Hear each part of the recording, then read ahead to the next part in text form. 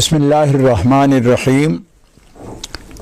رب اشرح لی صدری ویسر لی امری واحلل عقدۃ من لسانی یفقہوا قولی۔ الحمدللہ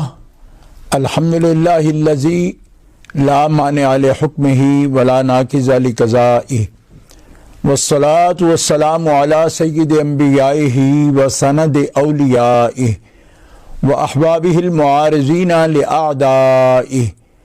أما بعد فأعوذ بالله من الشيطان الرجيم، بسم الله الرحمن الرحيم۔ فمن شهد منكم الشهر فليصمه، صدق الله العلي العظيم۔ الصلاة والسلام عليك يا رسول الله وعلى آلك وأصحابك يا حبيب الله۔ الصلاة والسلام عليك يا رحمة للعالمين وعلى آلك وأصحابك يا خاتم النبيين۔ الصلاة والسلام عليك يا رسول رب العالمين وعلى آلك وأصحابك يا خاتم المعصومين۔ اللہ تعالی جل جلالہ وعم نوالہ وعظم شانہ واتم برہانہ کی حمد و ثنا حضور قائد المرسلین سید النبیین سید العالمین امام الاولین والآخرین جناب محمد مصطفیٰ احمد مجتبیٰ صلی اللہ علیہ وآلہ واصحابہ وبارک وسلم کی بارگاہ اقدس و انور میں ہدیہ صلاۃ و سلام کے بعد، ناظرین سامعین، رمضان المبارک کی خصوصی ٹرانسمیشن میں آپ کی خدمت میں حاضر ہیں۔ رمضان المبارک نیکیوں کا خاص سیزن ہے اور نیکیوں کا خاص موسم ہے۔ اللہ تعالیٰ جل شانہ وعز اسمہ نے قرآن مقدس میں روزے کی یعنی صوم رمضان کی جو اس کا ثمرہ بیان فرمایا وہ لعلکم تتقون، کہ تاکہ تم روزے کی اس عبادت کے وسیلے سے، اس کے ذریعے سے، اس کے مجاہدے کی برکت سے اور خواہشات پر جو کنٹرول ہے اور صبر کی جو کیفیت ہے، اس کے ساتھ تم پرہیزگار ہو جاؤ۔ اور اہل محبت جانتے ہیں کہ رب تعالیٰ جل شانہ نے اپنے قرب کا ذریعہ اور اپنے قرب کے لیے جس چیز کو شرط ٹھہرایا وہ ہے خواہشات نفس کا، بندے کا، بشر کا خواہشات نفس سے خود کو بری کرنا، پاک کرنا، اور تقوی کا جو معیار ہے اس میں کہ انسان خود کو تسلیم و رضا کی منزل پر فائز کر لیتا ہے اور تقوی کے ذریعے وہ اللہ تعالیٰ کا قرب حاصل کرتا ہے، جیسا کہ قرآن مجید فرقان حمید میں اللہ رب العزت جل وعلا کا فرمان ہے، الا ان اولیاء اللہ لا خوف علیہم ولا هم یحزنون الذین آمنوا وکانوا یتقون، یعنی اولیاء کے مراتب بیان فرمائے اور ان کی علامات بتائیں اور ان کا خوف و حزن سے پاک ہونا بیان فرمایا، لیکن اس کے لیے جو نصاب ہے کہ ولایت اور قرب کی منزل پر فائز ہوتا کون ہے، اس مرتبے پر آتا کون ہے، فرمایا جو ایمان کامل رکھتا ہو ضروریات دین پر اور وہ تقوی اختیار کرے، اور تقوی کے حصول کا ذریعہ جو ہے وہ عبادات ہیں، طاعات ہیں، مجاہدہ ہے، نفس امارہ کے خلاف چلنا اور نیکیوں کی طرف رجوع کرنا اور اللہ تعالیٰ جل شانہ روزے کی عبادت کا جو ثمرہ بیان فرما رہا ہے وہ یہی ہے کہ روزے کی سے جو کیفیت ایک روزے دار کو حاصل ہوتی ہے خواہشات پر کنٹرول کرنے سے، وہ تقوی کی کیفیت ہے، اور وہ کیفیت وہ ہے کہ جس کو اللہ تبارک و تعالیٰ نے اپنے ولیوں اور اپنے قریبیوں کا اللہ تعالیٰ نے وصف بیان فرمایا کہ وہ تقوی میں کمال حاصل کرتے ہیں اور تصدیق میں ان کو کمال حاصل ہوتا ہے، ایمان میں کمال حاصل ہوتا ہے، تو اللہ تبارک و تعالیٰ ان کو اپنا قرب عطا فرماتا ہے اور اللہ تعالیٰ ان کو ولایت کے درجے پر فائز فرماتا ہے۔ اہل ایمان ہم رمضان المبارک کے پہلے عشرہ میں متعدد روزے اور آپ اس مقدس عبادت میں قیام میں صیام میں آپ کئی دن گزار چکے ہیں، تو احتساب نفس کے ساتھ اپنے نفس کا محاسبہ کرتے ہوئے اور اپنے باطن کی خبر کے ساتھ جب ہم آگے بڑھ رہے ہیں تو ہر مسلمان اندازہ کر سکتا ہے کہ وہ تقوی کا، پرہیزگاری کا ذریعہ جو عبادت بنتی ہے، کیا وہ تقوی اور خشوع کی کیفیت ایک روزے دار کے قلب میں پیدا ہو رہی ہے؟ بس اس احتساب کے ساتھ جب آگے بڑھ رہا ہے تو اللہ تبارک و تعالیٰ جل شانہ وعز اسمہ اس کو مغفرت اس کی فرماتے ہیں، غفر لہ ما تقدم من ذنبہ، کہ اس کے سابقہ گناہ اللہ تبارک و تعالیٰ جل شانہ اس صیام اور قیام کے ذریعے سابقہ گناہ معاف فرما دیتا، اور رمضان سے رمضان اس کو محافظت بھی نصیب ہوتی ہے کہ اللہ تبارک و تعالیٰ جل شانہ اگلے رمضان تک اس کے اثرات، اس کے تقوی کے اثرات جو ہے وہ اس کو عطا فرماتا ہے، اور جس کے ذریعے وہ نفس اور شیطان کے وسوسے سے اور اس کے مہلکات سے جو ہلاکتیں، یعنی تقوی کی کیفیت کے خلاف جو کچھ نفس اور شیطان کے کاروائی ہوتی ہے اس سے وہ بندہ بچ سکتا ہے۔ تو رمضان المبارک گون گون رنگا رنگ نیکیوں کا موسم ہے۔ نبی کریم علیہ الصلوۃ والسلام نے اسے کلمہ طیبہ کے لیے، ذکر و اذکار کے لیے، درود و سلام کے لیے، رب تعالیٰ سے طلب مغفرت کے لیے، خشوع اور رجوع اور انابت اللہ کے لیے اس کو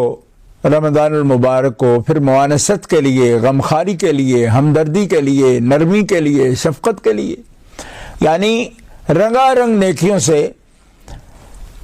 رمضان کو مزین، اور ان رنگوں کو اللہ کے حبیب صلی اللہ تعالیٰ علیہ وسلم پہچانتے ہیں، اور جن رنگوں کو، باطنی رنگوں کو بھی نبی صلی اللہ تعالیٰ علیہ وسلم نگاہ نبوت سے دیکھتے ہیں، تو اس کی نشاندہی بھی اپنی امت کے لیے فرما رہے ہیں کہ اگر تم جانتے کہ رمضان میں کیا ہے تو تم خواہش کرتے کہ یا اللہ پورا سال ہمارے لیے رمضان ہی فرما دیتا۔ محترم حضرات، حضور نبی کریم صلی اللہ تعالیٰ علیہ وسلم کے اعمال مبارکہ جو اس ماہ مقدس میں ہیں، اس کا بیان ہم کئی نشستوں میں آپ کے سامنے کرتے ہیں۔ آج کی نشست میں جہاں انشاءاللہ اور بھی احادیث مبارکہ آپ کی خدمت میں پیش کی جائیں گی، وہاں یہ بھی ایک نورانی گوشہ اور ایک حسن سرکار کی سیرت طیبہ کا اور سرکار کے اخلاق عالیہ کا، اس سے بھی اپنے سینے اور اپنے دل منور کریں۔ عن ابن عباس رضی اللہ عنہما قال کان رسول اللہ صلی اللہ علیہ وآلہ وسلم اجود الناس بالخیر وکان اجود ما یکون فی شہر رمضان حتی ینسلخ فیا جبریل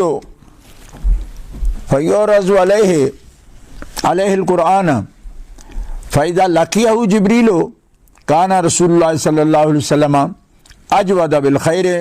من الریح المرسلۃ۔ امام مسلم، امام بخاری رحمہ اللہ، امام نسائی اپنے اپنی صحیح میں اور مسند میں، سنن میں اس حدیث پاک کی تخریج فرما رہے ہیں۔ حضرت عبداللہ ابن عباس رضی اللہ عنہما فرماتے ہیں کہ رسول اللہ صلی اللہ تعالی علیہ وسلم نیکی کے معاملے میں تمام لوگوں سے زیادہ سخی تھے، اور آپ نبی کریم صلی اللہ تعالی علیہ وآلہ وسلم رمضان شریف میں اور بھی زیادہ سخاوت فرماتے، یعنی آپ احسان کرنے والے، نیکی کرنے والے اور حد درجہ کے سخی کریم، اور سارا سال آپ کے اخلاق عالیہ کا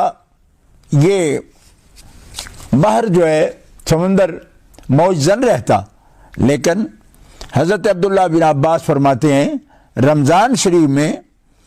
اور بھی زیادہ یہ وصف سخاوت کا، عطا کا، جود و نوال کا اللہ تبارک و تعالیٰ کے پیارے حبیب رمضان المبارک میں اور بھی زیادہ سخاوت فرماتے، حتیٰ کہ پورا رمضان شریف یہی کیفیت رہتی۔ آپ کے پاس جبریل امین آتے تھے اور قرآن دہراتے تھے، یعنی آپ سے قرآن سنتے بھی تھے اور آپ کو قرآن سناتے بھی تھے۔ حضرت عبداللہ ابن عباس رضی اللہ عنہما کا یہ قول مبارک بہت ہی جاں فضا ہے اور ایمان افروز کہ نبی کریم علیہ السلام کی رمضان المبارک میں جب حضرت سید الملائکہ جبریل امین سے ملاقات ہوتی تو رسول اللہ صلی اللہ تعالی علیہ وسلم کان رسول اللہ اجود بالخیر من الریح المرسلۃ، کہ جب نبی علیہ السلام کی جبریل امین سے ملاقات ہو جاتی تو رسول اللہ صلی اللہ علیہ وسلم سخاوت میں طوفانی ہواؤں سے بھی بڑھ کر سخی ہو جاتے، یعنی جس طرح تیز ہوا چلتی ہے اور ہر طرف ہوا جو ہے وہ ایک شدت کے ساتھ چلتی ہے طوفانی کیفیت میں، تو رسول اللہ صلی اللہ علیہ وسلم کی سخاوت اس طرح ہوا کی طرح، تیز ہوا کی طرح آپ چلتے، اور محدثین فرماتے ہیں اس کی مثال اس طرح ہے کہ جس طرح بہار میں ہوا چلتی ہے تو ہر جگہ سبزہ رویدگی ہو جاتی ہے، سبزہ اگاتا ہے، حتیٰ کہ عام جگہوں پر بھی، صرف باغ میں نہیں، عام جگہوں پر بھی رویدگی ہوتی ہے، سبزہ ہوتا ہے۔ تو رسول اللہ صلی اللہ علیہ وسلم سارا سال سخاوت فرماتے، لیکن تیز ہواؤں کی طرح آپ کی سخاوت کا جو وصف ہے وہ عروج پر ہوتا رمضان المبارک میں۔ تو اس میں یہ بھی نہیں دیکھا جاتا کہ یہ مستحق ہے تو اس کو دیا جائے، جو بھی آیا رسول اللہ صلی اللہ تعالی علیہ وسلم نے اس کو عطا فرما دیا۔ حضرت عبداللہ ابن عباس رضی اللہ تعالیٰ عنہما یہ بھی فرماتے ہیں کہ یہ دوسری روایت ہے آپ سے، کان رسول اللہ صلی اللہ علیہ وسلم اذا داخل شہر رمضان اطلق کل اسیر وآتا کل سائل۔ حضرت امام بہقی رحمۃ اللہ تعالی علیہ نے شعب الایمان میں اس حدیث پاک کو روایت کیا کہ حضرت عبداللہ ابن عباس فرماتے ہیں کہ جب رمضان شریف کا مہینہ آ جاتا تو رسول پاک صلی اللہ تعالی علیہ وسلم قیدیوں کو آزاد فرما دیتے، اور جو بھی سائل آتا آپ اس کو عطا فرماتے۔ نبی پاک صلی اللہ تعالی علیہ وسلم اللہ اکبر لا کا لفظ حرف کبھی آپ نے اپنی زبان پر آپ زبان اقدس پر نہیں لاتے تھے، لیکن رمضان المبارک میں تو اس میں اور بھی زیادہ حسن آ جاتا سخاوت کا کہ نبی کریم صلی اللہ تعالی علیہ وسلم ہر سائل کی جھولی بھر دیتے اور ہر سائل کو بامراد فرماتے، اور اسی طرح قیدیوں کو آزاد فرماتے۔ تو یہ نبی کریم علیہ الصلوۃ والسلام کے اس سخاوت کا جو وصف ہے اس کا بیان کہ نبی پاک صلی اللہ تعالی وسلم کی سخاوت جو ہے خاص رنگ میں رمضان المبارک کے اندر ہوتی۔ سبحان اللہ۔ آئیے کہ نبی کریم علیہ الصلوۃ والسلام خاص محافل مجالس جو ہے وہ منعقد کرتے، اور صحابہ کرام علیہم الرضوان میں رغبت، نیکیوں کی رغبت زیادہ سے زیادہ رمضان المبارک کے ایام میں، رمضان المبارک کی راتوں میں فرماتے، ترغیب کرتے ان کو۔ اور اسی طرح حضرت کعب بن عجرہ رضی اللہ تعالی عنہ فرماتے ہیں کہ نبی کریم صلی اللہ تعالی علیہ وسلم ممبر پر جلوہ فرما ہوئے تو فرمایا کہ احضروا الممبر فحضرنا۔ صحابہ فرماتے ہیں کہ نبی کریم علیہ الصلوۃ والسلام نے فرمایا کہ میرے ممبر کے قریب ہو جاؤ، ہم لوگ حاضر ہو گئے، حضرنا۔ فلما ارتقى، پھر آپ نبی کریم علیہ السلام نے ممبر کے پہلے درجے پر قدم رکھا،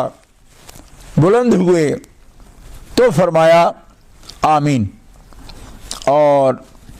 فلما ارتقى درجت ثانیہ،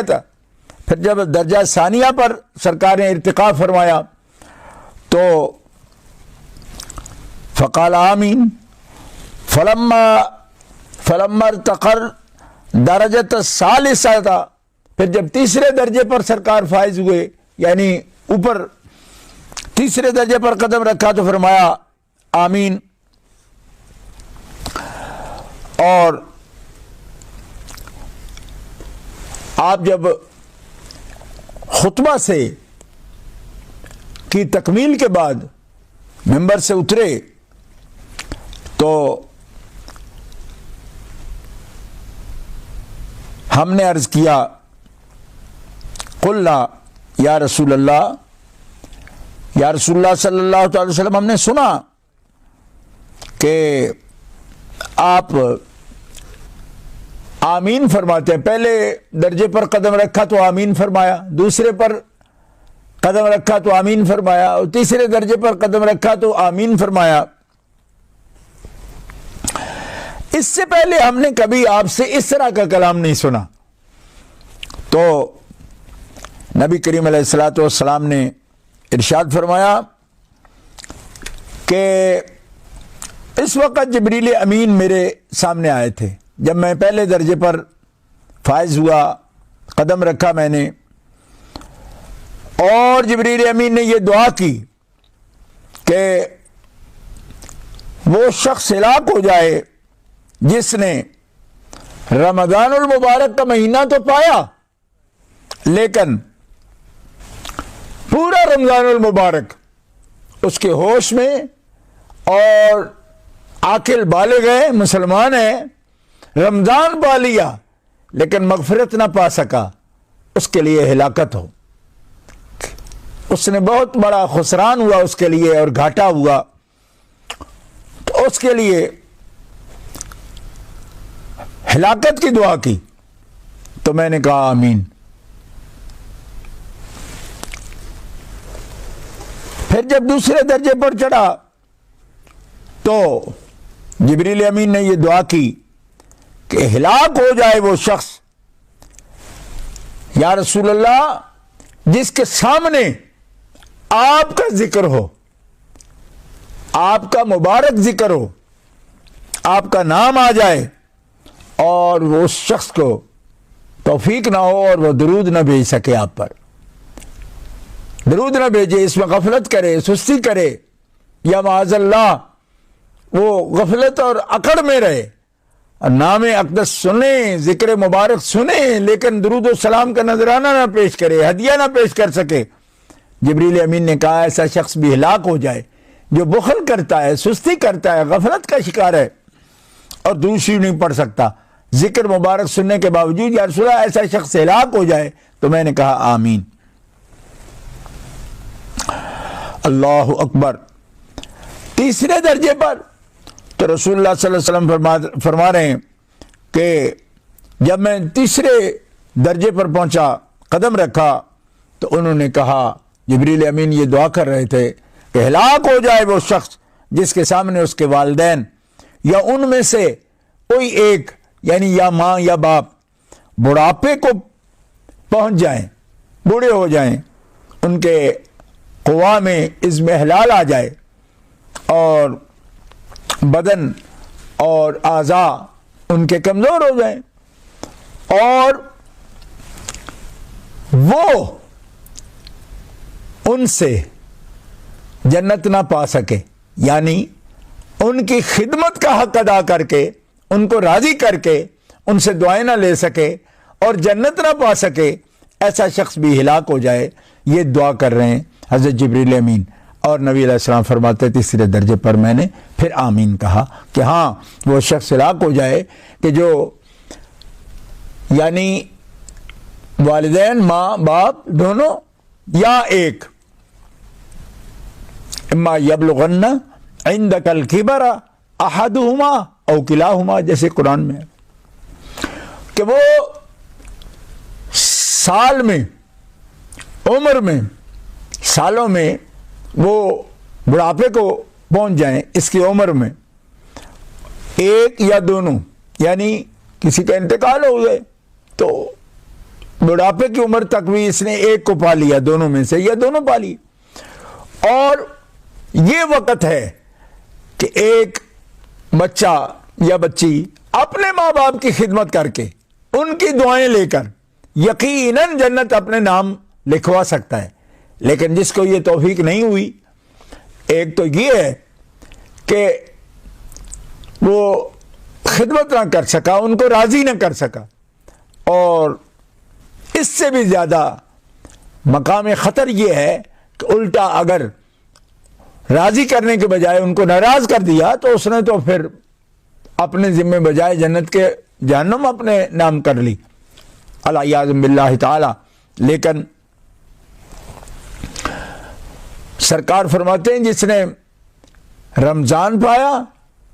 اور جنت نہیں پائی، یعنی مغفرت نہیں پائی، اور جس کے سامنے آپ کا ذکر مبارک ہوا اور اس نے درود و سلام نہیں پڑھا، اسی طرح والدین بوڑھے اس نے زندگی میں جب یہ قوی تھا اور اس قابل تھا کہ ان کی خدمت کر سکتا اور نہیں کی، ان کی دعائیں نہیں لی، تو رسول پاک صلی اللہ علیہ وسلم نے آمین کہا، اور جبریل امین دعا کر رہے تھے، یہ کلمات پڑھ رہے تھے۔ یہ اللہ کے حبیب صلی اللہ تعالی علیہ وسلم کا یعنی امت پر مہربانی ہے کہ آپ نے ان اعمال کو واضح فرما دیا کہ یہ ہمارے لیے زندگی بخش ہیں، ہماری زندگی کو مبارک فرمانے والے عمل ہیں، لیکن ہم جب اس کا حق نہیں ادا کرتے تو بجائے زندگی کے، حیات بخش ہونے کے، یہ ہلاکت کا موجب بن رہے ہیں۔ لہذا نبی کریم علیہ الصلوۃ والسلام نے اس پیرائے میں امت کو نیکی کی ترغیب دی، ان اعمال صالحہ کو بچا لانے کی توفیق دی کہ جب بھی نبی کریم علیہ الصلوۃ والسلام کا ذکر مبارک کسی امتی کے سامنے ہو تو وہ درود و سلام پیش کر کے اپنی حیات کو ایک پاکیزہ حیات بنا سکتا ہے اور ایک بہت ہی پر نور اور حسین زندگی بنا سکتا ہے، آسانیوں والی زندگی بنا سکتا ہے کہ جب اپنے آقا صلی اللہ تعالی علیہ وسلم جو ہر انعام کا ذریعہ ہیں اللہ کی طرف سے، تو ان پر وہ بطور شکر درود و سلام پیش کر رہا ہے۔ اسی طرح اپنے والدین ان کی خدمت کر کے اور اسی طرح رمضان المبارک کا احترام کرتے ہوئے آداب کے ساتھ اس کی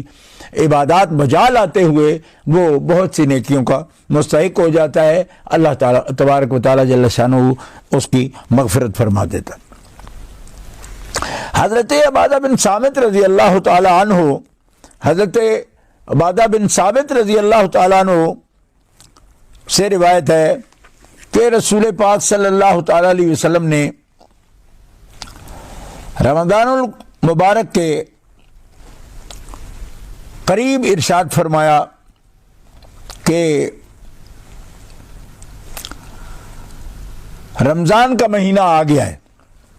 جو بہت برکت والا ہے، حق تعالی جل شانہ اس میں تمہاری طرف متوجہ ہوتے ہیں اور اپنی خاص رحمت نازل فرماتے ہیں، خطاؤں کو معاف فرماتے ہیں، خطاؤں کو معاف فرما دیتے ہیں،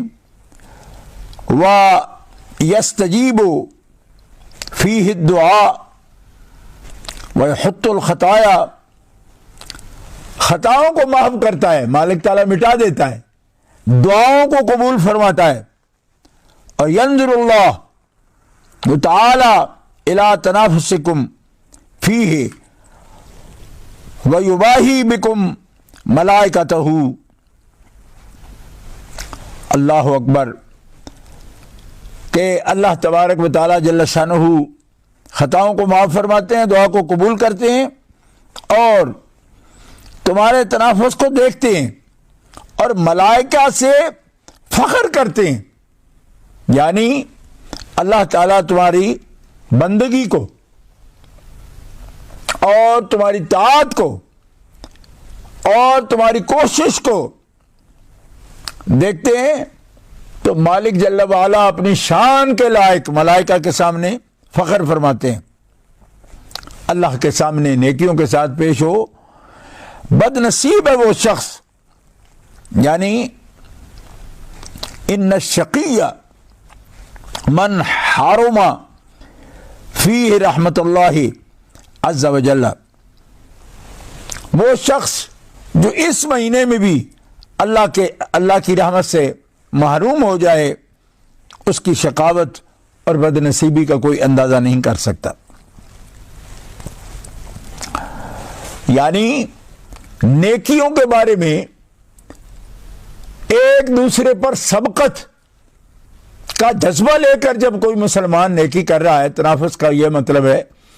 کہ اس جذبہ کے ساتھ جب وہ نیکی کر رہا ہے تو اے جذبہ دوسرے مسلمان سے آگے بڑھ کر نیکی کا کرنے کا جو جذبہ ہے مومن کے اندر، اللہ تبارک و تعالیٰ اس جذبے پر اپنے ملائکہ کے سامنے فخر فرماتے ہیں کہ یہ میرا بندہ کس قدر جذبے کے ساتھ نیکی کر رہا ہے۔ اور رمضان المبارک کے دن اور راتیں برکتوں سے مملو ہیں۔ حضرت ابو سعید خدری رضی اللہ تعالیٰ عنہ فرماتے ہیں کہ نبی کریم صلی اللہ علیہ وسلم کا ارشاد ہے کہ رمضان المبارک کی ہر رات اور دن میں اللہ تعالیٰ جہنم سے لوگوں کو آزاد فرماتا ہے، اور ہر مسلمان روزے دار کے لیے دن میں اور رات میں ایک دعا رب تعالیٰ نے ایسی رکھی ہے کہ جس کو ضرور قبول فرما لیتے، دعوت مستجابہ اللہ تبارک و تعالیٰ ہر مومن کو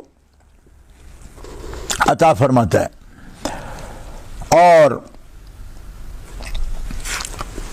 اسی لیے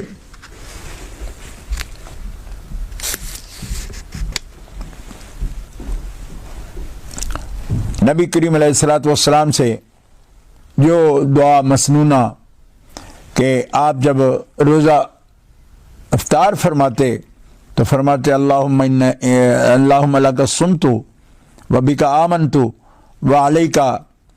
توکلت و علی رزقک افطرت، اے اللہ تیرے ہی لیے روزہ رکھا، تجھی پر ایمان لایا، تجھی پر بھروسہ ہے، تیرے ہی رزق سے افطار کرتا ہوں۔ حضرت عبداللہ بن عامر بن عاص افطار کے وقت یہ دعا کرتے تھے، اللہم انی اسألک برحمتک التی وسعت کل شیء ان تغفر لی، اے اللہ تیری اس رحمت کے صدقے جو ہر چیز کو شامل ہے، میں یہ دعا کرتا ہوں کہ تو میری مغفرت فرما دے۔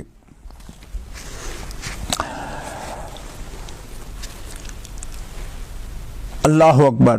نبی کریم صلی اللہ تعالی علیہ وسلم کا یہ بھی ارشاد گرامی ہے کہ 3 آدمی کو دعا رد نہیں ہوتی۔ روزے دار کی دعا وقت افطار اللہ تعالیٰ رد نہیں فرماتا۔ لا ترد دعوت الصائم حتی یفطر بل امام العادل و دعوت المظلوم، کہ روزے دار کی دعا افطار کے وقت، عادل بادشاہ کی دعا، اور تیسرے مظلوم کی دعا بغیر کسی رکاوٹ کے عرش اعظم پر پہنچتی ہے، اور اس کے لیے دروازے آسمانوں کے کھول دیے جاتے ہیں۔ اللہ تعالیٰ جل شانہ وعز اسمہ فرماتے ہیں کہ وعزتی لانصرنک ولو بعد حین، میں تیری ضرور مدد کروں گا اے میرے بندے، یعنی روزے دار کی دعا، امام عادل کی دعا، یعنی جو بادشاہ زمین کو انصاف سے بھر دے، فریادیوں کی فریاد سنے اور اس پر عمل درآمد کرے، ان سے ان کی داد رسی کرے، اور مظلوم جس پر ظلم کیا گیا، اس کا حق چھینا گیا اور اس پر ظلم کیا گیا، ایسے تینوں کی دعا ایسی ہے کہ جس کو اللہ تبارک و تعالی جل شانہ رد نہیں فرماتا، اور فرماتا ہے کہ مجھے اپنی ربوبیت کی قسم ہے میں تیری ضرور مدد کروں گا، اگرچہ اس میں کسی حکمت کے تحت تھوڑی دیر ہو جائے، لیکن دعا سنتا بھی ہے اور دعا کو قبول فرماتا ہے۔ گرامی قدر ناظرین و سامعین، رمضان المبارک انہی برکات سے مملو ہے، بھرا ہوا ہے۔ ہمیں اس بات کا ہر وقت احتساب کرتے ہوئے خیال رکھنا چاہیے کہ ہمیں رمضان المبارک کی ان مبارک اور مقدس ساعتوں میں کوئی بھی وقت ضائع نہیں کرنا چاہیے، رجوع اللہ کے ساتھ، ذکر و اذکار کے ساتھ، اور پھر خاص طور پر اس بات کا خیال ضروری ہے کہ دیکھیں ہر تاجر یہ بات سمجھتا ہے کہ کسی چیز سے اگر وہ نفع حاصل نہ کرے تو نقصان سے تو بچے، یعنی اگر ہم رمضان المبارک کی برکات کے مستحق نہیں بنتے تو کم از کم ان دنوں میں گناہ کمانے سے تو گریز کریں، اور یعنی بجائے اس کے کہ رحمت بھی نہ ملے اور الٹا ہم اس میں گناہ کر کے جتنا اس کی نیکیوں کا ثواب زیادہ ہے، اسی طرح رمضان المبارک کا احترام نہ کر کے یا مناہی میں مبتلا ہو کر جن کاموں سے اللہ نے منع فرمایا ہے، تو اللہ تبارک تعالیٰ سے بندہ دور بھی ہوتا ہے۔ اس لیے میری دعا ہے کہ اللہ رب العزت جل وعلا ہمیں رمضان المبارک میں طاعات کی توفیقات نصیب فرمائے، توفیقات خیر عطا فرمائے، اور اللہ تعالیٰ منہا عنہ سے جن کاموں سے اللہ تعالیٰ نے منع فرمایا ہے ان سے رکنے کی اللہ تعالیٰ ہمیں توفیق دے، اور اپنے خاص متقی پرہیزگار بندوں کے ساتھ اور اپنے صالح بندوں کے ساتھ اللہ تبارک تعالیٰ جل شانہ ہمارا الحاق فرمائے۔ سبحان ربک رب العزت عما یصفون وسلام علی المرسلین والحمد للہ رب العالمین۔